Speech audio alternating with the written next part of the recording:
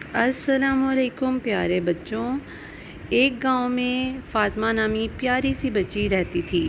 ایک دن وہ اسکول سے گھر پہنچی تو اس کی امی نے کہا، بیٹا ہاتھ منہ دھو کر یونیفارم بدل لو، میں تمہارے لیے کھانا لاتی ہوں۔ فاطمہ کھانا کھانے بیٹھی تو اسے میاؤں میاؤں کی آواز سنائی دی۔ اس نے ادھر ادھر دیکھا مگر کوئی نظر نہ آیا، البتہ میاؤں میاؤں کی آوازیں تیز ہو گئیں۔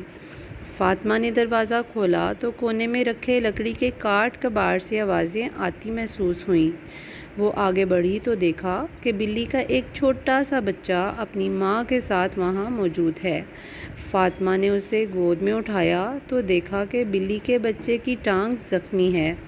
فاطمہ اندر سے دوا لائی اور بلی کے بچے کے زخم پر لگائی، پھر پیالے میں دودھ لا کر اس کے سامنے رکھا اور بلی کے بچے سے کہا، تم پریشان مت ہونا، میں تمہارے پاس ہوں۔ اتنے میں امی نے اسے آواز دی تو فاطمہ اندر چلی گئی۔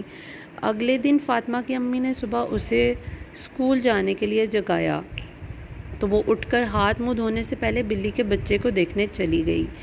وہ اب پہلے سے بہتر لگ رہا تھا۔ فاطمہ اسے دوا لگا کر اسکول چلی گئی۔ اسکول میں سارا دن فاطمہ اس بچے کے بارے میں سوچتی رہی۔ گھر آتے ہی سب سے پہلے اس نے بلی کے بچے کی خبر لی جو اپنی ماں کے ساتھ کھیل رہا تھا۔ فاطمہ کو دیکھتے ہی وہ فوراً اس کے پیروں سے لپٹ گیا جیسے اس کا شکریہ ادا کر رہا ہو۔ فاطمہ نے اسے گود میں لے کر پیار کیا اور چھوڑ دیا۔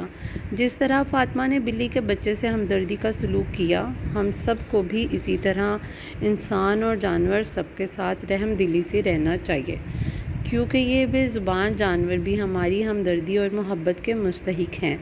سیرت رسول صلی اللہ علیہ وسلم کا مطالعہ کریں تو ہمیں معلوم ہوگا کہ آپ صلی اللہ علیہ وسلم ان بے زبانوں پر رحم فرماتے اور امت کو بھی تلقین فرمائی کہ پرندوں اور جانوروں کے ساتھ حسن سلوک سے پیش آئیں۔ تو پیارے دوستو، ایسی ہی خوبصورت کہانیوں کے لیے میرے چینل کو ضرور سبسکرائب کریے گا اور ویڈیو کو ضرور لائک کریے گا۔